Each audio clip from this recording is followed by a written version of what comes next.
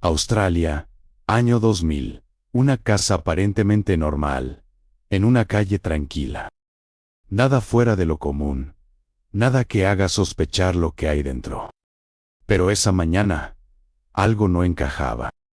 Un hombre no se había presentado al trabajo. Y eso, para quienes lo conocían, era imposible. La policía recibe una llamada, entran en la vivienda, y en cuestión de segundos, entienden que no están ante un caso normal. Algunos agentes tuvieron que salir al exterior. Otros no volvieron a ser los mismos, porque lo que encontraron dentro no parecía real. Esta es la historia de Casseri Knight, el crimen que dejó una huella imborrable en Australia. Antes de continuar, si te interesan los casos reales más impactantes y perturbadores, suscríbete y activa la campanita, porque lo que estás a punto de escuchar no es algo que se olvide fácilmente. Para entender este caso, no podemos empezar por el crimen. Tenemos que empezar mucho antes. Casseri Knight nació en 1955, en un entorno que ya estaba marcado por la violencia. Su infancia no fue tranquila, no fue estable. Fue caótica. Creció en un hogar donde los conflictos eran constantes, donde los gritos, las discusiones y el miedo eran parte del día a día. Y cuando alguien crece en ese entorno, algo cambia dentro. Desde muy joven, Casseri mostraba señales preocupantes. No eran simples rabietas, eran estallidos de ira descontrolada, reacciones desproporcionadas y una frialdad emocional que no encajaba con su edad. Pero lo más inquietante es que nadie hizo nada. Nadie intervino. Nadie puso límites reales. Y esas conductas no desaparecieron, solo fueron creciendo. Con el paso de los años, Casseri empezó a trabajar en un matadero, un lugar donde la sangre, los cuchillos y la muerte forman parte de la rutina diaria. Para la mayoría de personas, ese entorno resulta duro, pero para Casseri parecía encajar perfectamente. Aprendió técnicas precisas, cómo cortar carne, cómo separar partes del cuerpo, cómo utilizar cuchillos con una eficacia casi mecánica.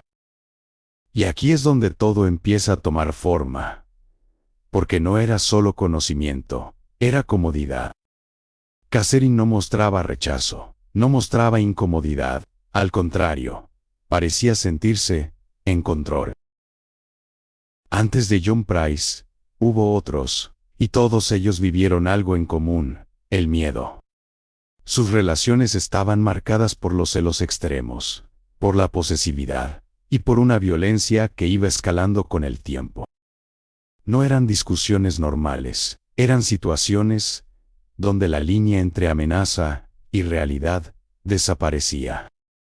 En varias ocasiones, Casseri atacó físicamente a sus parejas. No eran impulsos aislados. Era un patrón, un comportamiento repetido. Y aún así seguía libre. Seguía avanzando, sin consecuencias reales. Y eso fue clave para lo que ocurrió después. Entonces aparece John Price. Un hombre completamente distinto, tranquilo, responsable, de esos que no buscan problemas. Pero a veces, eso no es suficiente. Su relación empezó como muchas otras, normal. Pero poco a poco, Casseri mostró su verdadera cara. Celos constantes, control, episodios de agresividad. John empezó a darse cuenta de que algo no iba bien, y tomó una decisión difícil, alejarse. Pero alejarse no siempre significa escapar, porque Casseri no aceptaba el rechazo. Para ella, perder el control no era una opción. Días antes de su muerte, John dijo algo que hoy resulta estremecedor. Se lo dijo a sus compañeros de trabajo. Si mañana no vengo, será porque ella me ha matado. No era una broma, no era exageración, era miedo real. Y lo más inquietante es que tenía razón. 29 de febrero del año 2000, John vuelve a casa. Cree que está solo, pero no lo está. Catherine ya está dentro, esperando, en silencio, observando. Cuando John se duerme, todo comienza. Catherine lo ataca con un cuchillo. No es un ataque rápido, no es un momento impulsivo. Es violencia sostenida, repetida, intencional. Y cuando todo termina, no termina realmente. Porque lo que ocurre después es lo que convierte este caso en uno de los más perturbadores jamás registrados. Utilizando sus conocimientos, Catherine desmiembra el cuerpo, de forma metódica, precisa, como si estuviera trabajando, como si fuera rutina. Después, cocina, prepara platos, coloca la mesa, ordena la escena, como si estuviera esperando invitados. No era caos, era organización. A la mañana siguiente, John no aparece en el trabajo. Sus compañeros recuerdan sus palabras y llaman a la policía. Cuando la policía entró en la casa, lo primero que notaron fue el silencio. No había signos de lucha recientes, no había caos. Todo estaba extrañamente tranquilo. Pero ese silencio no era normal, era incómodo, pesado. Avanzaron por la casa, habitación por habitación, y entonces llegaron al dormitorio.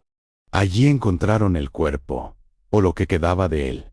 No estaba en una posición normal. No parecía una escena de crimen común. Era algo completamente diferente.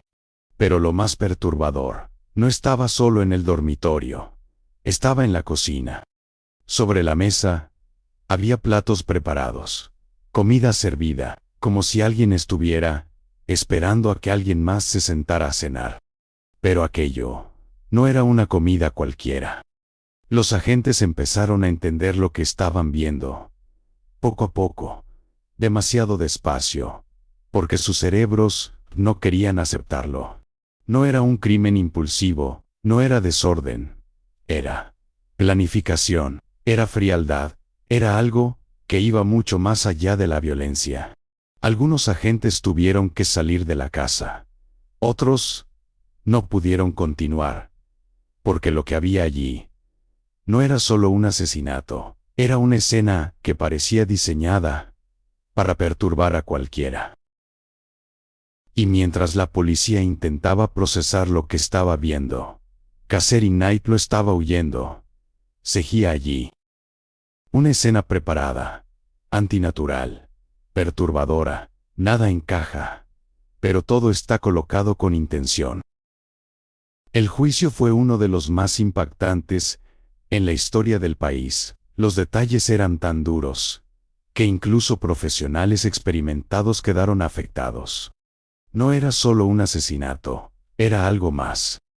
Finalmente, Catherine Knight fue condenada a cadena perpetua sin posibilidad de libertad condicional. Un caso único, una sentencia histórica. Este caso no es solo violencia, es una cadena de señales ignoradas, de advertencias que nadie detuvo. Porque a veces, el peligro no aparece de repente. A veces, lleva años avisando. Y quizás, eso es lo más inquietante de todo, que no siempre vemos el peligro cuando empieza, solo cuando ya es demasiado tarde. Y cuando lo entendemos, ya no hay vuelta atrás.